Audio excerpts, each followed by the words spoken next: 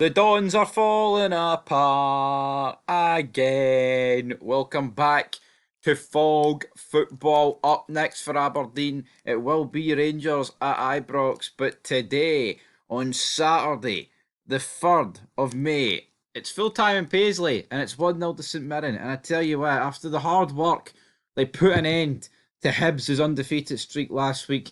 They were the one in 17-1. They dropped The Undertaker like Brock Lesnar, allegedly. And then, well, I say allegedly, it did happen, but it's fake, brother. But I tell you one thing, it's not fake. Aberdeen's arse folding. That's real. That's as real as can get because, yeah, massive missed opportunity. I mean, we both predicted them to win. I thought they would just keep the momentum up, but they've no done that. So, disappointing for them. Let's go into it. Black and White Army says, "We own you, you dirty dogs." So, St Mirren fan getting absolutely stuck into them. St Mirren fan? The St Mirren supporters website, "This love will last forever. Merch on sale now." Come on, you Saints. Getting it right round them. Dan Sig 66 says, "Diabolical. So many games this season. We just haven't looked like scoring, and this is another. It's beyond frustrating. Looks like third is gone now, too." Yeah, Aberdeen, of course. They've got Rangers, Dundee United, and yeah, that's why you need to beat St Mirren, man. Right? See the fact that like your next three games, two of them against the old firm. You have to win it. You had to win this, Aberdeen.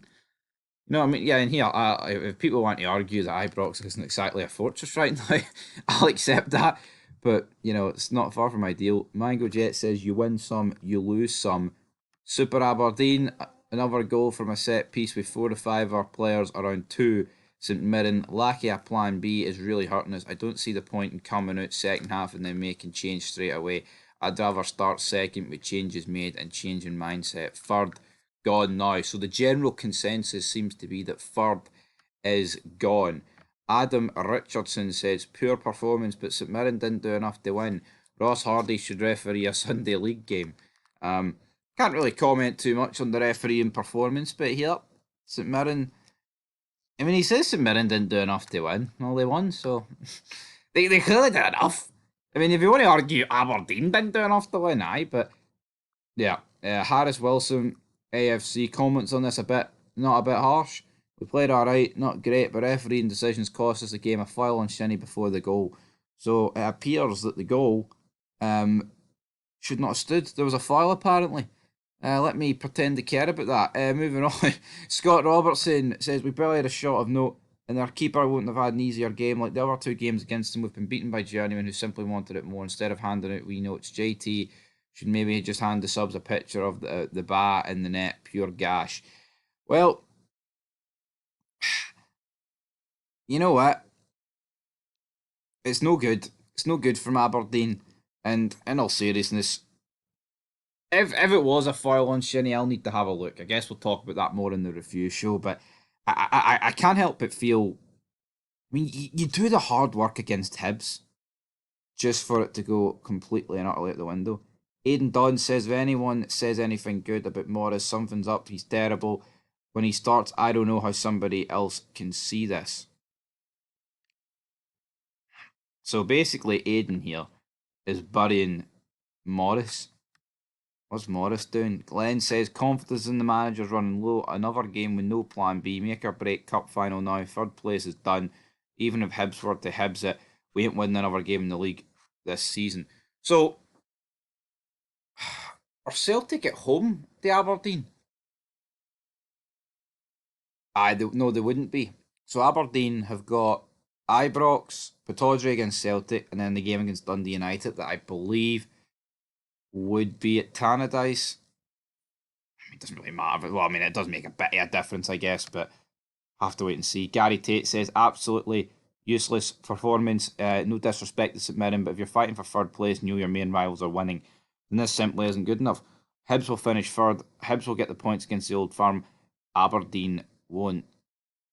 Well, I can agree with Gary there because I mean Hibs have proved this season they can get points against um, both old firms, both old firms, both old firm teams.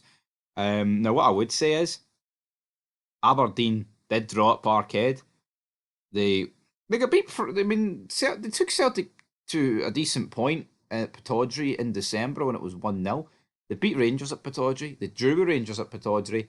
Did get scudded 3-0 by Rangers at Ibrox. But yeah, I mean, out of the two teams, I think Hibs have showed that they are quite clearly the better team. Out of these two, I know how Aberdeen won against Hibs last week. Kevin Nisbet wonder strike and all that good stuff. But I think when push comes to that shove, I do strongly think that Hibs are going to get third. But here, Aberdeen do have the get out of jail free card. It's like Aberdeen can just put all their effort into the cup final now. That doesn't mean you just chuck the next three games because I don't know. I kind of so I mean because fifth isn't fourth isn't guaranteed. They'll want to get as high up the table as possible. Like they won't want to just be like, oh, we'll finish fifth, whatever. But they do have the cup final, and pretty much everybody's writ Aberdeen off. So it'll be interesting to see what happens there. But anyway, guys, as your Aberdeen fans react, they're no happy. Confidence in Jimmy is running low, and they're no longer feeling it.